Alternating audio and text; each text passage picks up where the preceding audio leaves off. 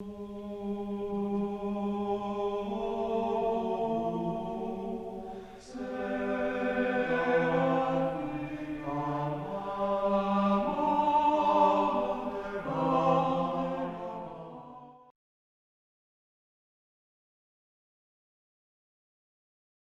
e amigas da Associação Regina Fidem, meu nome é Odair Gutierrez e esse é o programa Padre Pio.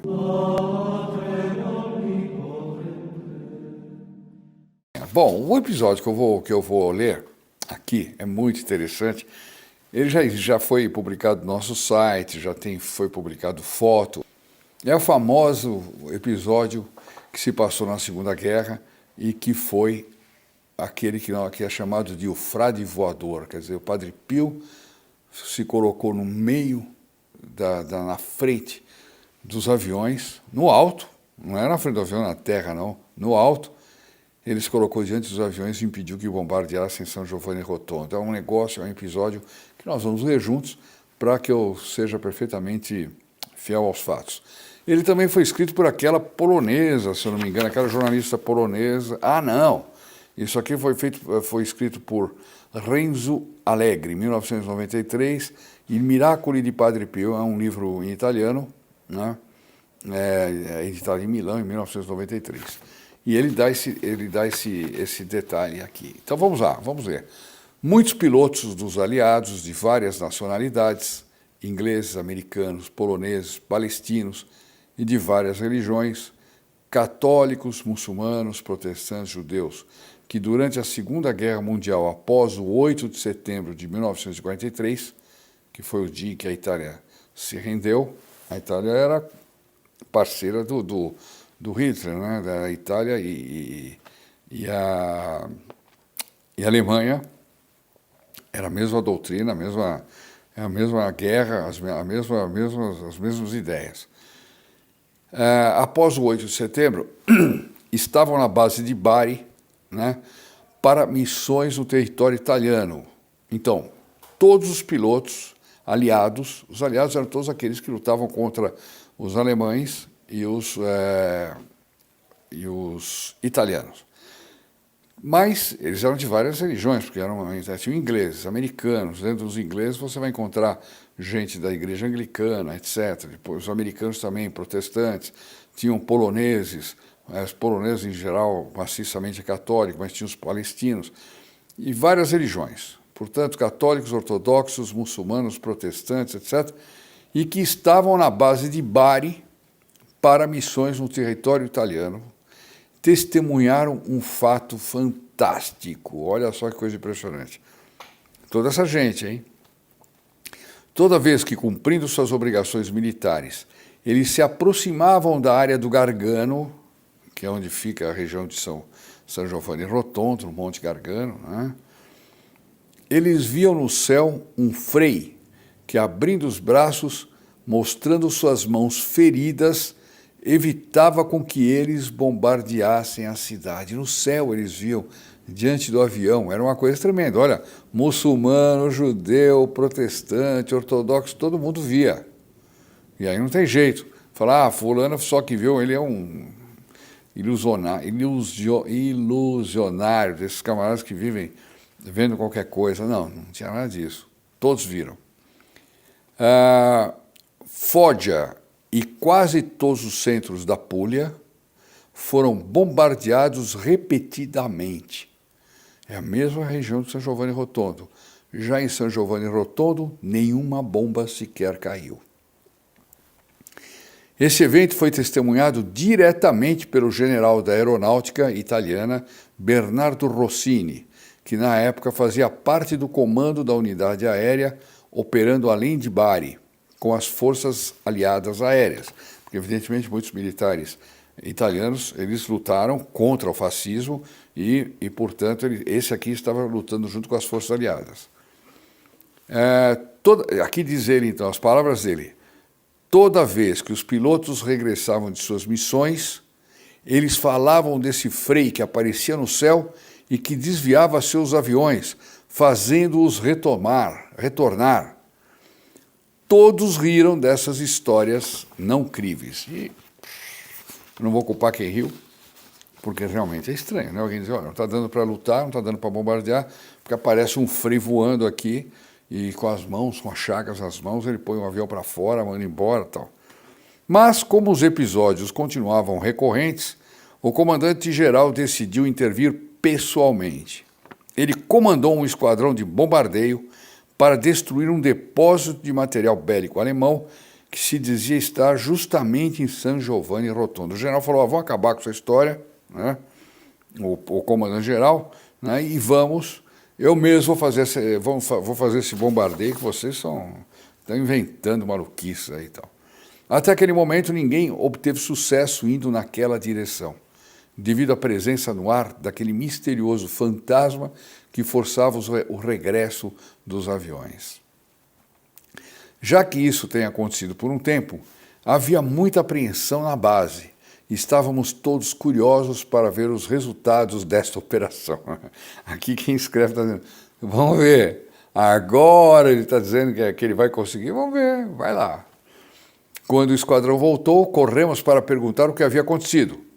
O general americano estava bem desapontado.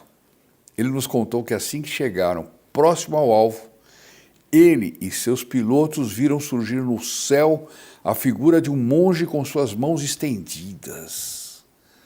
No sentido de, a base, como se ele pare, né? E com as chagas. Imagina o que é.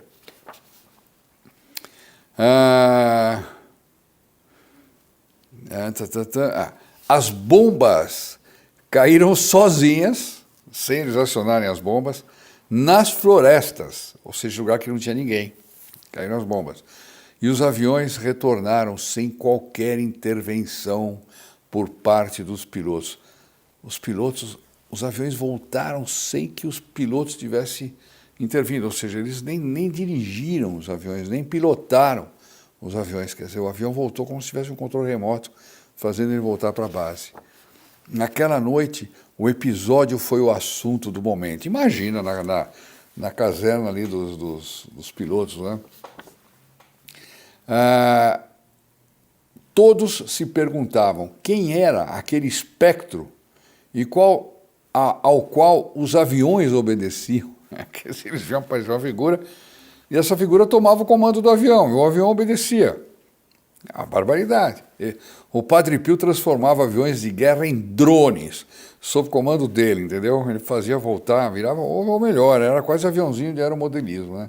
Bom, alguém disse ao comandante-geral que em San Giovanni Rotondo morava lá um padre estigmatizado, que todos o consideravam um santo e que talvez fosse ele o responsável por desviar os aviões. Opa, um levantou a lebre.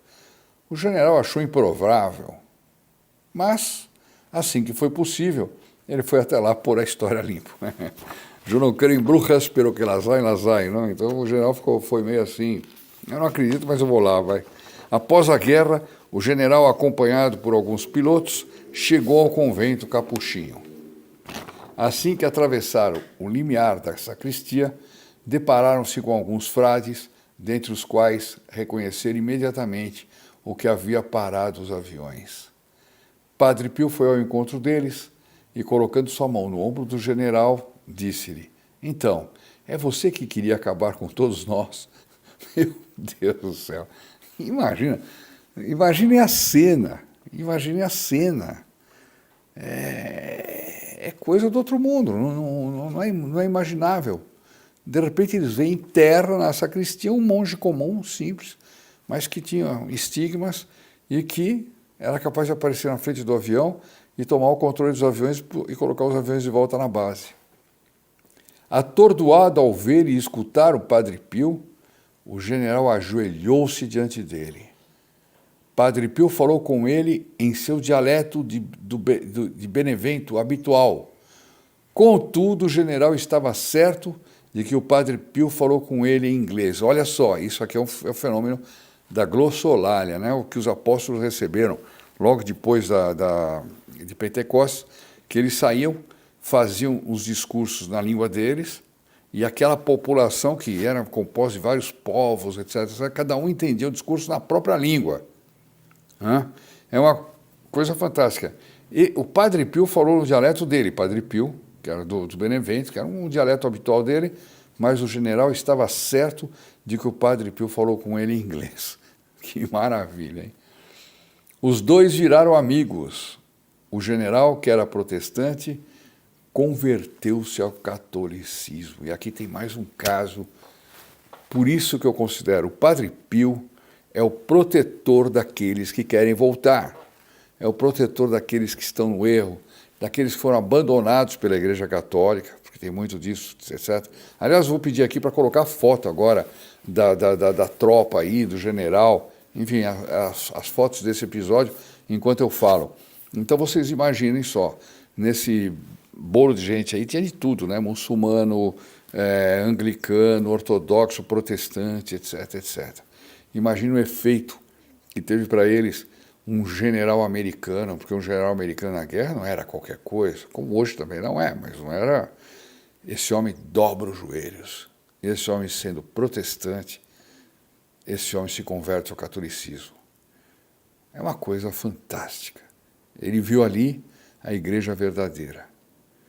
Enfim, com esse comentário, eu termino recomendando a vocês que também dobrem os joelhos diante de uma foto do Padre Pio, de uma imagem. A minha aqui, ó, a minha fica aqui. A minha fica aqui atrás do computador, aqui para não acontecer nenhum demônio chegar perto aqui e eu perder a gravação. Bom, peçam para ele, ajoelham, peçam para converter irmãos protestantes. A gente rezar todo dia uma Ave Maria para converter os irmãos protestantes, trazerem eles de volta para a Santa Igreja Católica, saírem do erro e voltar para aquela igreja de onde é a única igreja de onde há salvação, né? Então, nós vamos fazer um apostolado maravilhoso. E é esse o foco que eu gostaria de dar muito no nosso trabalho daqui para frente. E gostaria enormemente de contar com a opinião de vocês. Eu estava dizendo, eu queria a opinião de vocês para saber como a gente aumenta dramaticamente aqui o nosso canal. Nós vamos fazer alguma coisa. Me dê ideias, né? Eu estava falando disso, mudei de assunto. Olha, comigo é uma bagunça danada às vezes, ainda mais no dia que eu trabalho demais, que eu fico com a cabeça meio cheia.